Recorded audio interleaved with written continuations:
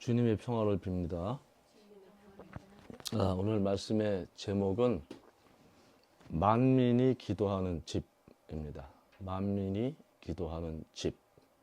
본문 말씀은 마가복음 11장에 있는 말씀 15절에서 19절까지의 말씀입니다. 마가복음 11장 15절에서 19절까지의 말씀입니다. 성전을 깨끗하게 하시다, 이런 부제목이 붙어있는 성전 정화 사건이 일어났던 그런 본문입니다. 여러분들이 다 아시는 내용들. 예루살렘 성전으로 예루살렘으로 예수님께서 제자들과 함께 들어가셨습니다. 그리고 오늘은 예루살렘 성전에까지 들어가셨습니다. 그 예루살렘 성전의 그 상황들이, 그 당시 예수님이 들어가실 때 그 상황들이 자세히 기록되어 있는데, 성전 뜰에서 장사하는 사람들이 있었어요.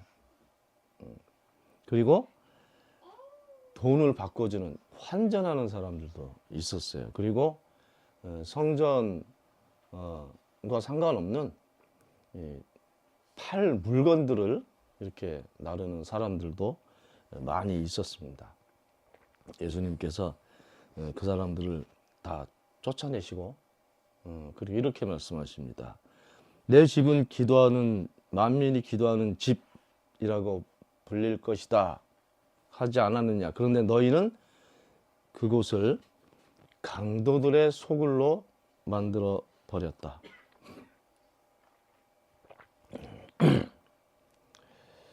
다른 성서에 보면 예수님께서 이 사람들을 막 채찍으로 치고 막 쫓아내시고 막 그런 장면들이 있는데, 이 본문이 아주 심각한 상황이 벌어진 것을 알 수 있습니다. 어느 쪽에? 어느 쪽이 심각해졌어요? 제사장들하고 율법학자들하고 그 당시에 예루살렘 성전에서 이렇게 권력과 기득권을 가지고 있었던 사람들, 바리새파 사람들, 이 사람들에게 대단히 위험하고 큰 사건이 벌어진 겁니다. 그것도 성전 안에서. 예수님께서 처음에 이 사역을 시작하시면서 제일 먼저 그 회당 안에 있었던 귀신 들린 사람을 쫓아내셨잖아요. 마가복음 기록에 의하면. 그때는 난리 났지, 그죠? 누구한테 난리 났습니까, 그때는? 거기 성전 안에 있었던 유대인들. 깜짝 놀란 거예요. 그래서 생전 보지 못했던 일이 벌어진 거죠. 그러니까 거기 앉아 있었던 회중들이 깜짝 놀랐고, 또 누가 놀랐을까? 거기 앉아 있었던 하여간 예수님 소문을 들었든지 어땠든지 하여간 예수님 곁으로 모여왔던 관리들, 또 정치인들, 율법학자들, 언제부터 예수님 곁으로 모였는지 모르지만 항상 그 곁에 있었어요. 그 사람들도 놀란 거예요. 그 사람들은 왜 놀랐을까요? 그 사람들은 자기들도 보니까 엄청난 일이 벌어졌어. 그런데 그날이 안식일이었어요. 그러니까 그쪽 예수님 적대 세력들은, 이 사람들은 예수님께서 저 유명 인사가 안식일을 어겼다, 이렇게 봤죠. 거기서부터 문제가 시작된 거예요. 예수님께서 처음 그 병자를 귀신 들린 사람을 내쫓았던 사건부터 문제가 된 거예요. 그런 일이 종종 있었잖아요, 그죠? 병자도 고치시고. 그때마다 감시하는 사람들처럼 그 헤로데 당원들, 바리새파 사람들, 율법학자들 항상 예수님 곁에 있었어요. 예수님이 많은 사람들한테 인기를 얻고, 또 정말 자기들을 놀랄만한 일들을 막 이렇게 일으키면서, 이 사람들이 볼 때는 이 사회가 혼란스러워졌다 이렇게 봤어요. 지금까지는 자기들이 가르치는 대로 또 성전에서 명령하는 대로 그 산에 들린 그 지금 국회 같은 데에서 결정하는 대로 막 반항하면서도 유대인들은 다 따라왔거든요. 물론 중간중간에 우리나라 이게 밀란처럼 무슨 동학혁명처럼 그렇게 난을 일으켰던 사람들도 있었습니다. 참다 견디다 견딜 수가 없는 상황이 된 거죠. 우리나라도 그런 밀란들이 많이 일어났잖아요. 대표적으로 동학혁명인데 농민들이 살 수가 없어. 농민들이 무슨 땅이 막 넉넉하게 있는 것도 아니고 또 땅을 가진 지주들이나 그때만 지주라고 그러면 부자이기도 하지만 관리일 수도 있고요. 아주 부정부패하는 관리일 수도 있고 탐관오리들. 그 사람들한테 땅을 빌려서 농사를 짓는데 세금을 너무 뜯어가는 거지. 심지어는 90%까지 뜯어갔던 적도 있다 그래. 90%까지. 노말은 평상시에는 한 60% 정도. 그러니까 농사 죽어라고 쳐가지고 절반 이상 다 그 땅 주인한테 줘야 되는 거예요. 근데 그러다가 흉년이 들었어. 흉년 들어도 그건 내야 돼. 그러니까 먹고 살기도 어렵고 세금도 못 내고 또 빚을 내가지고 또 그런 거 갚는 거죠. 먹고 살. 그러니까 이 가난의 악순환이 끊이질 않아요. 그래서 밀란이 난 거예요. 예수님 당시에도 이중 착취를 당했잖아요. 이중 착취. 그 성전세라는 게 있어. 그 어른들은 다 내야 돼. 성전세. 그거 있죠?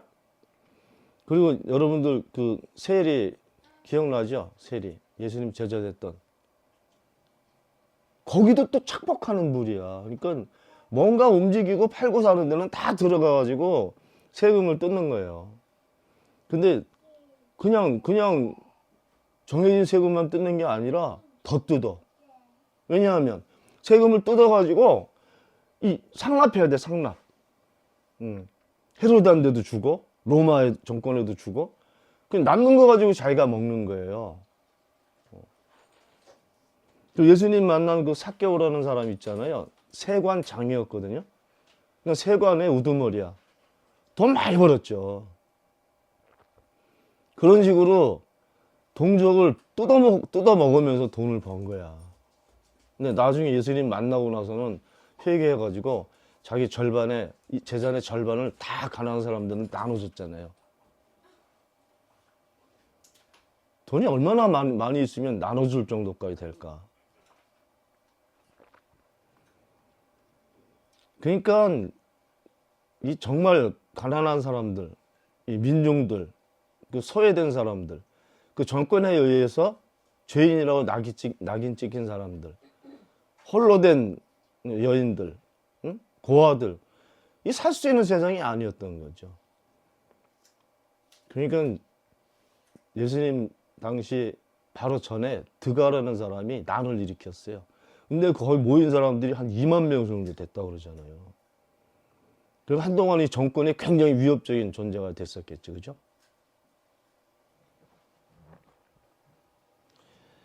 예수님께서 오셔서 유대 땅에서 하신 일들은 여러 가지가 있지만 그 중에서는 정말 소외된 민중들에게 희망을 주는 그런 메시지, 복음, 그런 거를 전하셨죠. 그 너희가 사는 땅은 이렇지만 하나님 나라는 그렇지 않아. 이런 걸 가르치시고, 그리고 병자들 고치시고, 귀신 쫓아내시고, 마음에 고통받고 있는 사람들 낫게 하시고, 그죠? 그리고 하나님 나라를 전하신 거예요. 근데 그런 목적을 가지고 일을 할 때마다 너무너무 놀라는 사람들도 있고, 그리고 위험하다. 야 이거 뭐 일어날 것 같다. 이렇게 걱정과 두려움에 있었던 사람들이 있었단 말이죠. 그 예수님을 존경하기보다 예수님을 적대 세력으로 간주했던 그 세력들이 결국 예수님 십자가의 못을 박는 거잖아요. 근데 예수님께서 하셨던 일 중에 그 사람들이 와서 칭찬했던 적이 하나도 없어. 거기가 소위 제가 표현하는 기득권 세력입니다. 돈과 권력과 명예와 모든 것을 가지고 있는 그런 구조가 있고, 그 기득권 세력들에 빼앗기고 착취당하고 멸시당하고 그렇게 사는 사람들이 있었던 거예요. 예수님께서 그 당시에 아마 희망적인 그런 행동과 말씀을 하시는 분이 아니었을까, 저는 그렇게 생각합니다. 왜냐하면 유대 땅에 수많은 사람들이 예수님을 쫓아다녔거든. 그 수많은 사람들이라는 얘기는 그 사람들은 정말 넉넉하게 살 수 없는 가난한 사람들, 소외되고 착취당하는 사람들. 대표적으로 성서 이야기에 오병이의 기적 있잖아요. 오병이어 기적. 남자만 5천 명이 배부르게 먹었다. 이런 기록이 있잖아요. 남자만 5천 명이면 몇 명이 먹었을까? 거긴 여인들도 있을 거고 또 아이들도 있을 거고, 그 당시에는 아이들 많이 낳는 게 복이니까 집집마다 아이들이 많았겠지, 그죠? 그러면 5천 명이라는 숫자하고는 비교하지 못할 만큼 많은 사람들이 배부르게 먹었다, 이런 기사예요. 누가 그 일을 이루셨을까? 예수님이 하신 거죠. 근데 그런 것을 볼 때마다 이 기득권 세력들은 예수님을 두려워하기 시작했고, 저 어떻게 처리를 할까, 없앨까, 이런 것을 공식적으로 논의를 하기 시작합니다. 그 논의한 기간은 얼마 안 됐지, 그죠? 왜냐하면 예수님께서 활동하신 기간은 거의 3년 정도니까 그 정도는 충분히 했겠다 싶습니다. 그 3년 동안 유대 땅에서 엄청난 일이 벌어진 거야. 보지도 못했던, 상상하지도 못했던, 이게 뭔가 사람들이 정신 번쩍 나게 만드는 그런 일들이 계속 일어났던 거예요.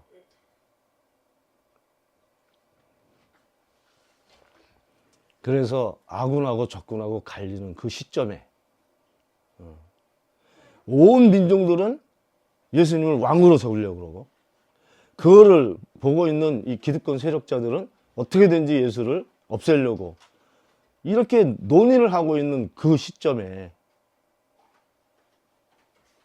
예수님께서 예루살렘으로 올라가신 거예요.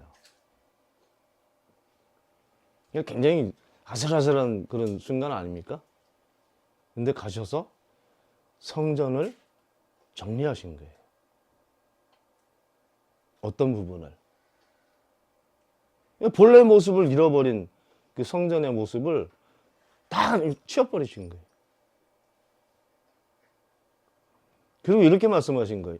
여기는 만민이 기도하는 집이다. 만민은 누구예요? 모든 사람들. 근데 사실은 성전에 이방인들은 못 들어갔죠. 성전. 이방인들이 못 들어갔어요. 그 성전 뜰에도 못 들어갔을 거예요. 왜냐면 그 성전 뜰 주변에 요만한 돌 기둥을 세워놓고 이렇게 적어놨잖아요. 이방인들이 여기를 넘으면 죽여라. 못 들어가요, 거기. 그럼 그 안에서 장사해먹고 살았던 사람들은 누구야? 유대인들이죠.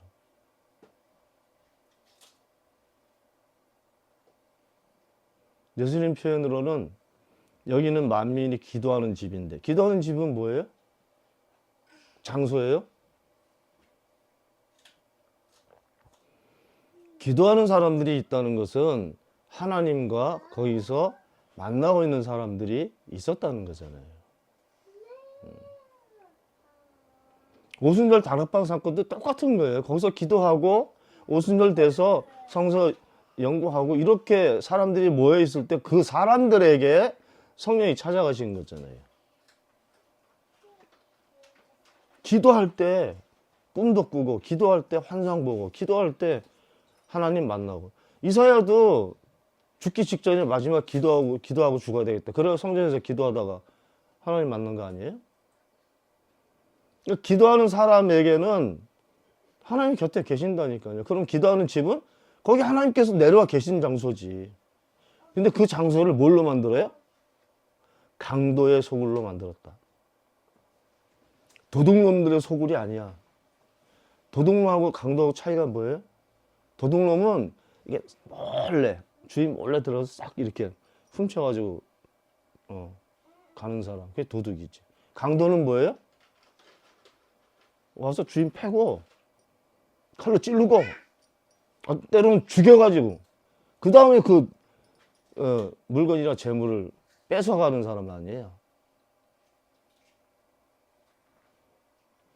예수님께서 왜 강도의 소굴이다 이렇게 표현하셨을까요? 이럴 때는 그때 당시 역사 공부를 좀 해야죠. 무슨 일이 일어났을까?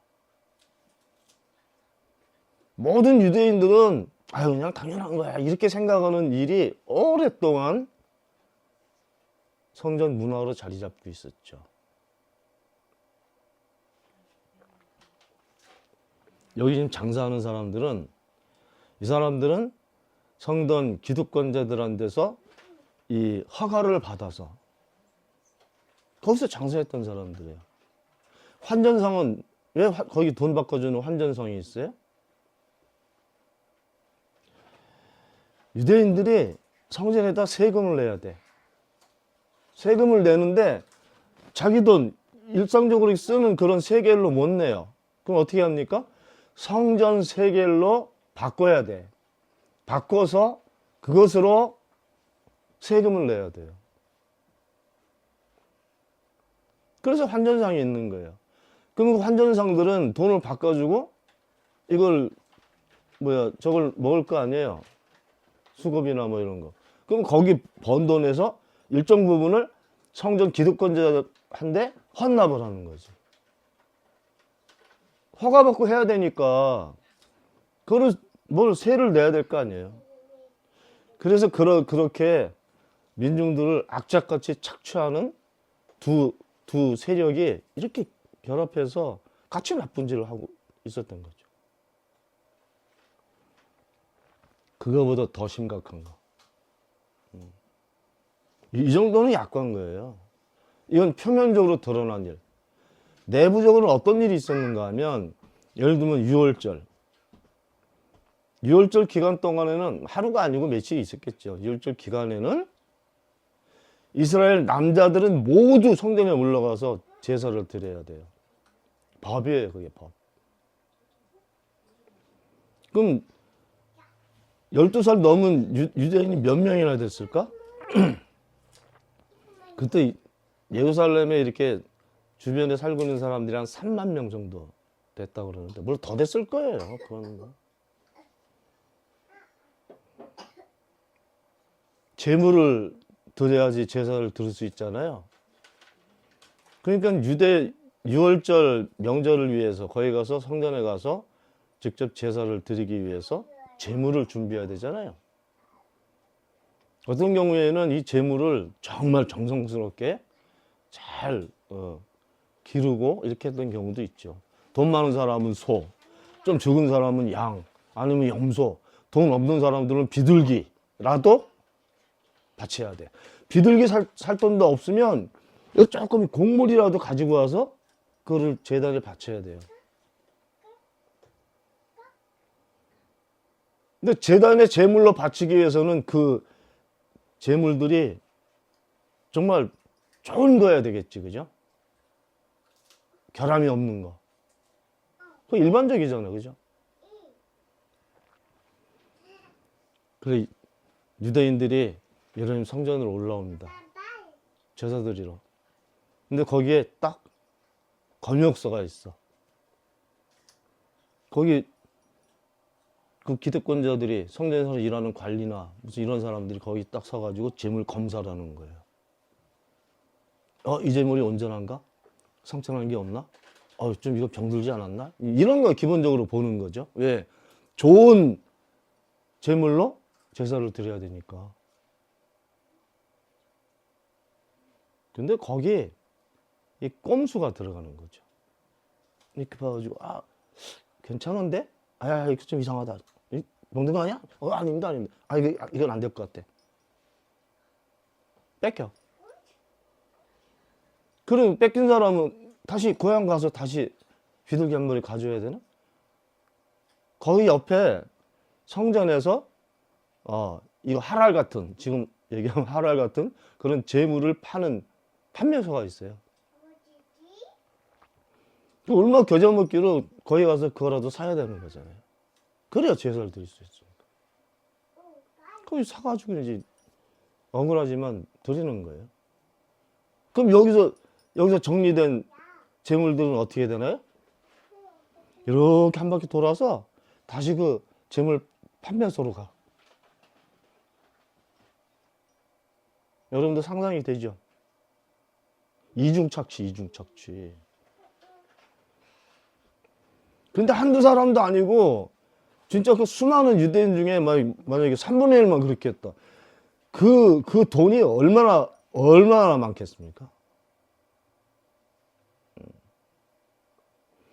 요런 식으로 해가지고 성전세와 그 재물 그걸 속여가지고 착취하는 그 방법을 통해서 성전이 엄청난 부를 쌓게 됩니다. 그럼 부가 있으니까 거기 사람들이 몰리는 거야. 정치인도 몰리고 학자들도 몰리고 다 몰리는 거죠. 그래가지고 자기들끼리 그 힘과 돈과 명예와 권력을 가지고 사는 거죠. 그런 구조가 돼 있었단 말이죠.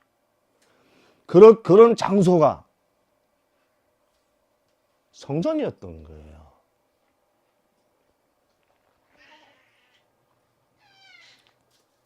예수님하고 싸움 붙었겠지, 그죠? 예수님께 들어가서 뭐야 장사하고 있어 다 채찍으로 막 때렸다고 그러잖아요. 막 쫓아냈단 말이야 다. 그러니까 엉망진창이 됐겠지, 그죠? 누가 보고 있어요? 오늘 본문을 보시면 마가복음 11장 18절을 보시면 대제사장들과 율법학자들이 예수님께서 하시는 이 말을 듣고 내 집은 만민이 기도하는 집이다. 근데 너희들은 강도의 소굴로 만들었어. 이렇게 말씀하신 그 말씀을 듣고 어떻게 예수를 없애버릴까 하고 방도를 찾고 있었다. 그들은 예수를 두려워하고 있었다. 왜냐하면 모든 무리가 다 예수의 가르침에 놀라고 있었기 때문이다. 예수님을 없애려고 계획했던 이유가 딱 떨어졌지, 그죠? 하나는 뭐예요? 자기들 기득권이 흔들리는 거야. 그리고 두 번째는 모든 무리가 이거 봐. 예수의 가르침에 놀라고 있었기 때문에.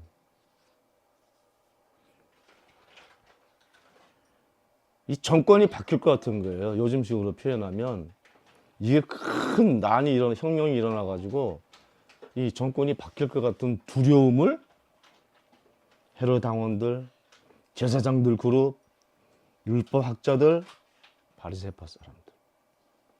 이 사람들이 기득권자거든요. 이 사람들이 두려움에 쌓인 거예요.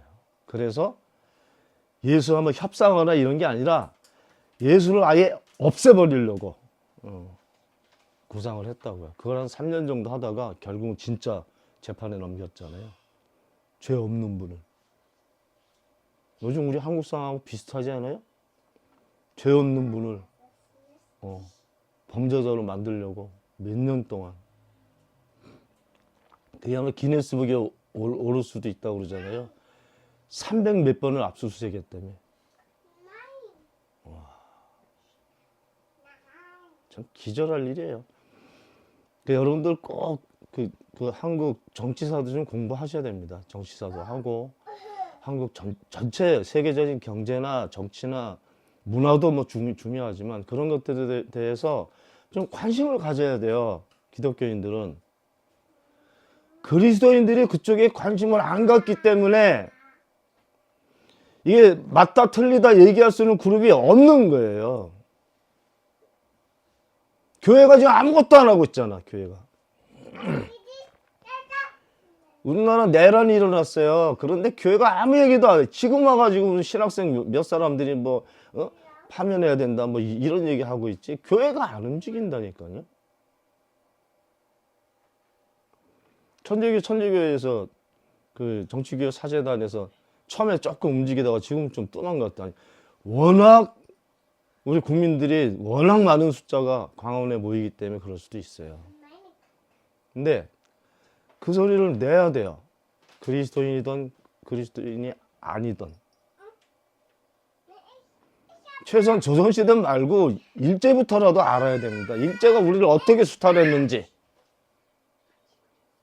어떻게 수탈을 했는지, 우리 정치가 어떻게 시작했는지, 우리 경제가 어떻게 시작했는지, 어떻게 지금까지 우리나라가 정치와 경제가 진행이 됐는지, 어떻게 이 사법 카르텔이 생겼는지, 이런 것들은 기본적으로 알아야 되는 거 아니에요? 그래야지 이게 누군가가 잘못됐다, 잘했다 이렇게 할 때 그걸 판단할 수 있고, 왜 이런 정말 국난이 벌어지고 왜 이렇게 엉망진창된 사회가, 이 차별화된 사회가 지금까지 이렇게 구성돼서 변하지 않고 있는지 찾아야 돼요. 그거를 예수님께서는 찾으셨잖아요. 뭐 때문에 이 유대인들 민중들이 수탈당하고 억압당하고 말도 안 되는 법으로 죄인으로 규정되고, 이것을 판단하셨잖아요. 그리고 이것을 사람들에게 알리셨잖아요. 이런 거 하면 안 된다. 심지어는 하나님의 성전까지도 이 강도의 소굴로 만들었다고 말씀하셨잖아요. 하나님 믿는 사람들이 하면 안 되는 일을 자기 백성을 뜯어먹는 그런 일로 부를 쌓고 명예를 쌓고 힘을 얻고, 이게 악의 소굴이에요. 이렇게 사는 사람들은 악의 소굴에서 사는 겁니다. 지금 한국 정치 상황이 천만다행인 건 그래도 많은 국민들이 그 사실을 알아차리기 시작했다는 거예요. 악랄하게 나쁜 짓을 하고 있다는 사실을 알아차리기 시작했다는 거예요. 예전부터 알아차렸지. 근데 지금 알아차린 것은 박근혜 때하고 달라요. 이제 정신들이 나고 있는 겁니다. 거기서 교회나 종교가 하는 것이 너무너무 쪽팔려서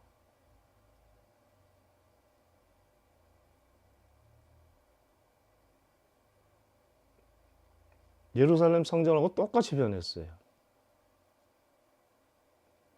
물론 거기는 정직하고 정말 하나님 바라보고 살아가는 그리스도인들과 목회자들이 있죠. 그 사람들이 소리를 내야 돼요. 억울하지만. 나라를 사랑하는 것보다 우리는 하나님 사랑하고 사는 사람들이에요. 나라도 사랑하지만. 내가 사랑하는 하나님이 뭘 좋아하실까? 뭘 원하실까? 이거를 찾아가지고 그것을 행하면서 사는 사람들 아닙니까, 우리가?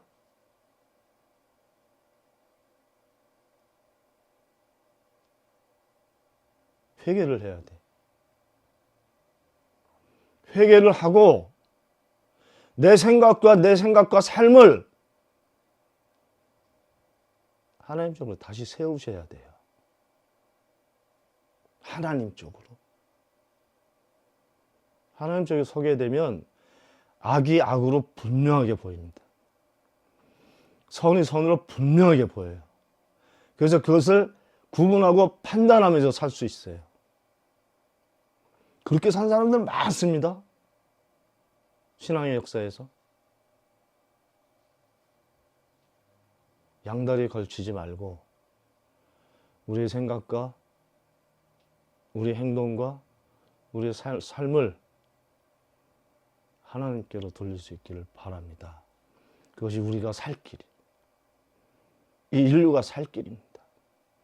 교회 믿지 마세요. 목사들도 믿지 마세요. 이상한 놈들 많거든요. 하나님께로 방향을 바꾸세요.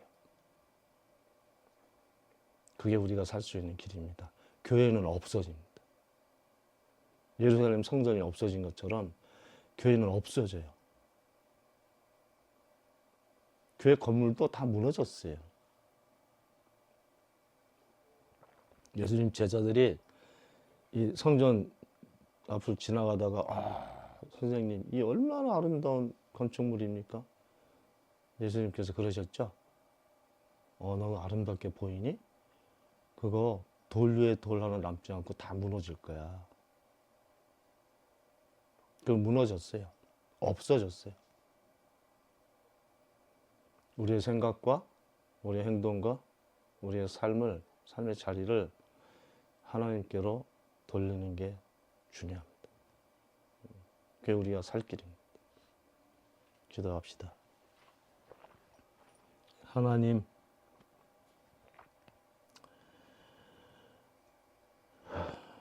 하나님께서 역사하셔서 예수님께서 이 땅에서 많은 무리들을 가르치신 것처럼 정확하게 하나님의 뜻과 계획을 전달하고 또 그것을 바라고 사는 사람들을 통해서 하나님께서 이 세상을 다시 세워주시기를 바랍니다. 모두가 하나님께로 다 방향을 틀어서 모두가 살아나는 구원의 역사가 일어날 수 있도록 도와주시기를 바랍니다. 우리 주 예수 그리스도의 이름으로 기도하옵나이다. 아멘.